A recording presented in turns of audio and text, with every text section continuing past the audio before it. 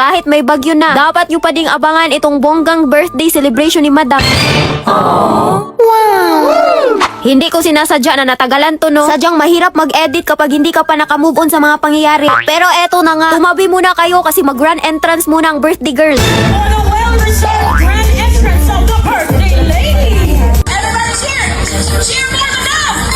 Come on, Miss Valera! Show your beautiful self tonight! Woo! Galing sa taas ng hagdan hanggang sa buhanginan tong grand entrance ni Madam. Abay bongga kasi may pa-fire dancing pa yan. A big round of applause, please! Wow! Listening it up, the one and only Madam! Everybody!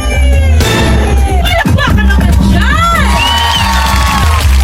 Nung nakapwesto na nga si Madam dito sa unahan, sinabi kaagad ng MC na mag-welcome message daw si Madam. Abay kahit hindi prepared yung birthday girl, umabot din ng 1 oras siyang nag-speech. Ganyan ang mangyayari kapag on the spot yung message ba? Yung alam mong galing talaga sa puso. Kasi hindi na pinag-iisipan, sinabi na kaagad. May paiyak-iyak pa yan. Pero sa totoo lang, nagpasalamat lang talaga yan si Madam.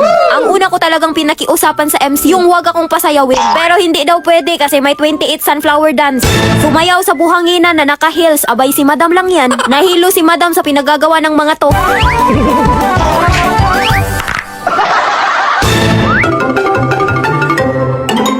Lumabas kaagad yung talent ng mga pinsan ko. Abay magaling palang sumayaw tong mga to. Kanya-kanya na ding diskarte yung iba. Pero na-appreciate ko talaga yung dance step nila. Pati yung uncle ko, napasayaw ko na din. Yung mga hindi marunong sumayaw, talagang napasayaw talaga dito sa birthday ni Madam.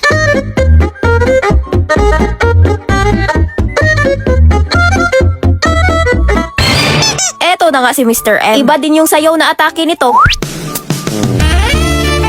yeah.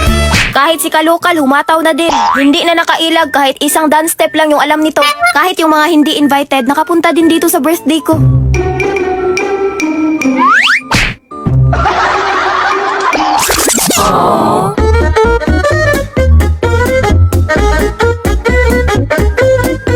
Sabay tayo magsana, oh!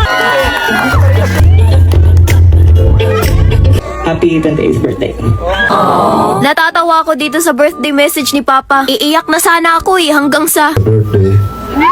Literal na happy birthday lang yung sinabi. Yung papa ko kasi hindi pala salita. Tapos mahiyain, babawiin na lang dito kay nanay. Ang ganda ng message ni nanay, yung tipong nangangampan niya na kahit wala pang eleksyon. Sa totoo lang, sinabi lang ni nanay dito, wag daw akong magbago. Tapos nag-family picture na kaagad kami. Binidyohan na din kami ng videographer. Sa totoo lang, hindi ko talaga to in-invite si Lloydie. Pero dahil nagbigay ng isang buong lechon. Tapos may regalo pa yan.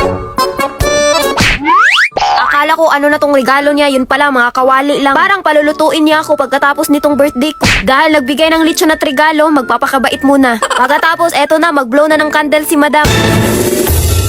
Happy birthday to you. Happy birthday, happy birthday to you. Ang saya lang makita na naka-birthday si Madam ng ganito. Wala na talagang ihilingin pa si Madam kundi ang maging safe lang yung pamilya niya. Pumwesto na nga si tatay para magdasal sa mga pagkain. Pagkatapos, abay kainan na. Yung mga bisita ko hindi naman umabot ng mga 200. Pumwesto na yung 3 lechon dyan. Tapos nagluto ng 10 kilo ng seafoods yung pinsan ko.